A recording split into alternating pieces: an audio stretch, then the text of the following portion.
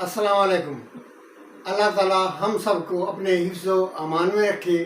میرے چینل مشتاق کھچی خان کو سبسکرائب کریں، لائک کریں، شیئر کریں۔ تو آئیے چلتے ہیں اسلامی ویڈیو کی طرف۔ مرد اور عورت برابر سے جہاد اور شہادت کا ثواب پا سکتے ہیں، وہ یہی مالی جہاد ہے۔ عورتیں بھی کوشش کریں کمانے کی، عورتیں بھی کوشش کریں بزنس کرنے کی۔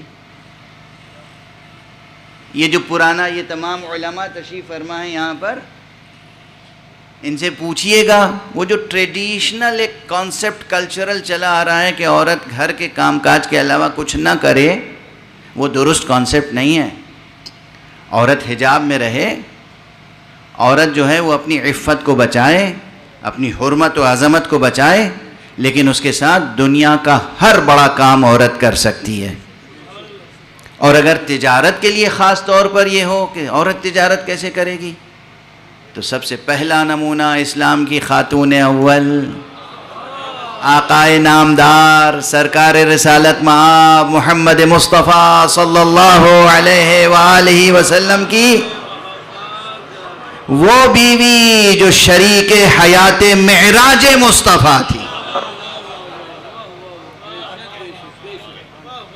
جناب خدیجۃ الکبریٰ سلام اللہ علیہا۔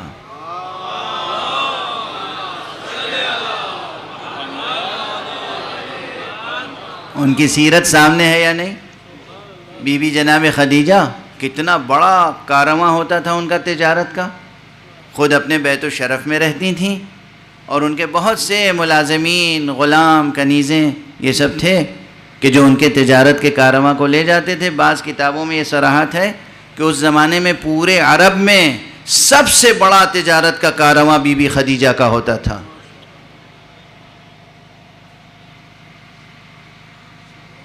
اور پھر یہ اسی بی بی کو شرف حاصل ہوا کہ ان کا مال تجارت لے کر، ان کا مال تجارت لے کر کون گیا تجارت کرنے کے لیے؟ اس کائنات کا سید و سردار، علت تخلیق کون و مکان، صاحب معراج، حضرت امام المرسلین، خاتم النبیین، محمد مصطفیٰ صلی اللہ علیہ وسلم۔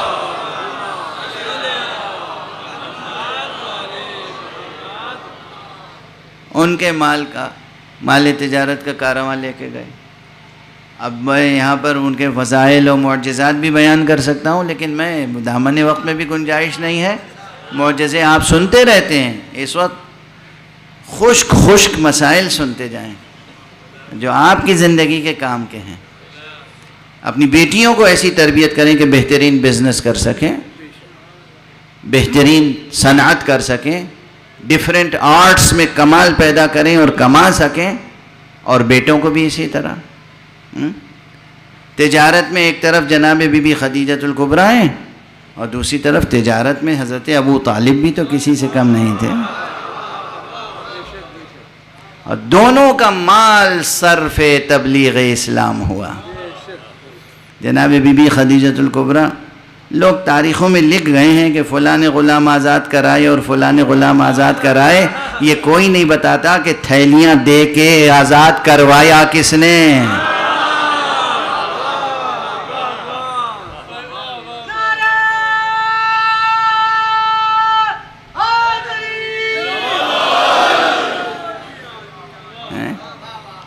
پس پشت کون تھا؟ دولت کس کی خرچ ہو رہی تھی؟ یہ دولت خدیجہ تھی، اور یہ دولت ابو طالب تھی، کہ جو اس وقت مسلمانوں کے کام آ رہی تھی۔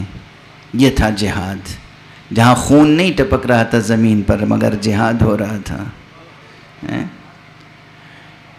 وَجَاهَدُوا بِأَمْوَالِهِمْ وَأَنفُسِهِمْ فِي سَبِيلِ اللَّهِ، اللہ کی راہ میں مال سے جہاد کرتے ہیں، اللہ کی راہ میں اپنے نفس سے جہاد کرتے ہیں۔ اور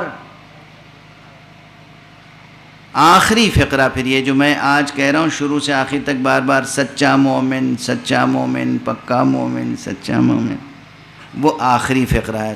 اولئک هم الصادقون، جو یہ ہیں کہ اللہ پر ایمان لاتے ہیں، رسول پہ ایمان لاتے ہیں، پھر کسی شک و شبہے میں مبتلا نہیں ہوتے اور اپنے مال سے جہاد کرتے ہیں، اپنے نفس سے، اپنی جانوں سے جہاد کرتے ہیں، وہی وہ ہیں جو سچے ہیں.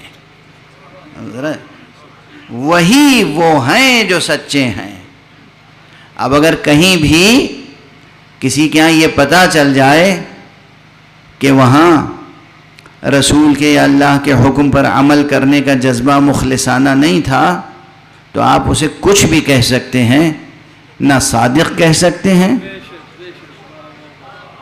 نہ اس سلسلے میں کوئی مبالغے کا اور صیغہ استعمال کر سکتے ہیں. صلوات پڑھ دیجئے محمد و آلہ محمد.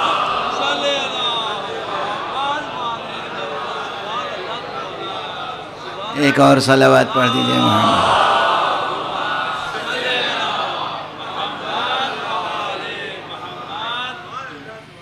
سچے مومن کی شان یہ ہے کہ اس میں شک و شبہ نہ ہو اور جہاد کا مکمل جذبہ ہو.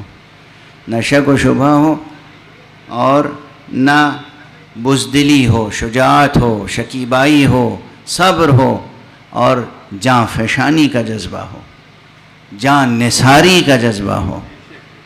اور بس وقت گزر گیا، میرا خیال ہے اتنا درس کافی ہے اور میری صحت مزمحل ہے، تو بہرحال ایک صلوات پڑھ دیں محمد و آلہ.